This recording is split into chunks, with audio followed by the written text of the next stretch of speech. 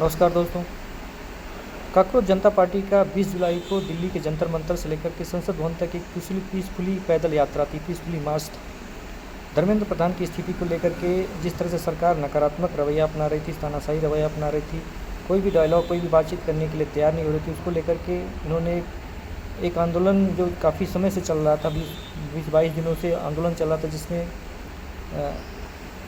सोनम वांगचुक जी ने hunger strike, भूख हड़ताल पर, आमरण अनशन पे थे 22-23 दिनों से, उनको भी ज़बरदस्ती वहाँ से हटा दिया गया दिल्ली पुलिस के द्वारा और ले जा करके सफदरजंग हॉस्पिटल में एडमिट करा दिया गया।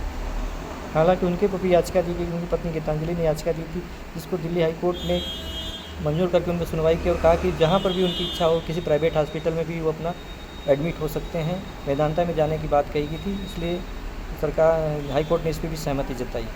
दूसरी बात है कि जिस तरह से काकरोच जनता पार्टी के आंदोलन को, पीसफुली मार्च को कुचलने का प्रयास किया गया दिल्ली सरकार के, जो दिल्ली के पुलिस के द्वारा, बगैर नेम प्लेट की पुलिस थी, कुछ सादी वर्दी में थे और कुछ कान में बालियों पहने, दाढ़ी रखे हुए, इस तरह से लग रहे थे जैसे किसी संघ से जुड़े हुए लोग हैं, किसी संगठन से जुड़े हुए लोग हैं।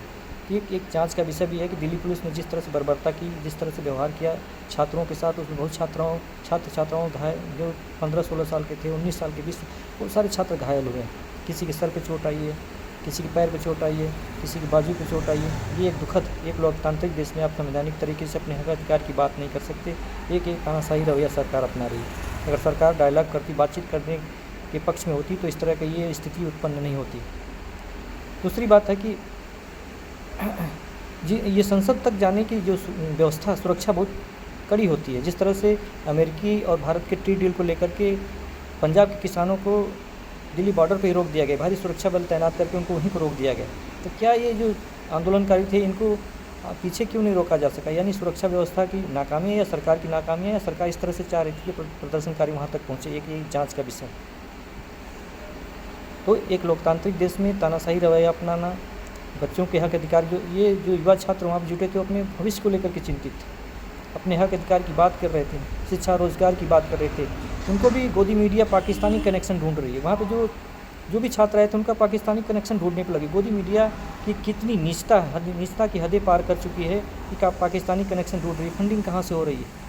वहाँ पे जो छात्र आए थे वो अपना किस तरह से बयान व्यक्त कर रहे हैं कि रात कैसे गुजार रहे हैं, कैसे काट रहे हैं, मूँगफली के दाने, प्याज, अचार के साथ वहाँ पे रातें गुजार रहे हैं, बिस्किट खाकर रातें गुजार रहे हैं। अब ऐसे भी भूखे पेट सो जा रहे हैं और गोदी मीडिया है कि पाकिस्तानी कनेक्शन, पाकिस्तानी फंडिंग ढूंढने को उतारू हो रही है। ये दुखद और दुर्भाग्यपूर्ण है। ये लोकतांत्रिक देश में इस तरह से अपने हक अधिकार की बात करना अगर सरकार को जायज़ नहीं लगता तो ये दुखद, यानी सरकार तानाशाही रवैया अपना रही है। इस पर आपकी क्या प्रतिक्रिया है, ज़रूर बताइए। नमो बुद्धाय, जय भीम, जय भारत, जय संविधान साथी।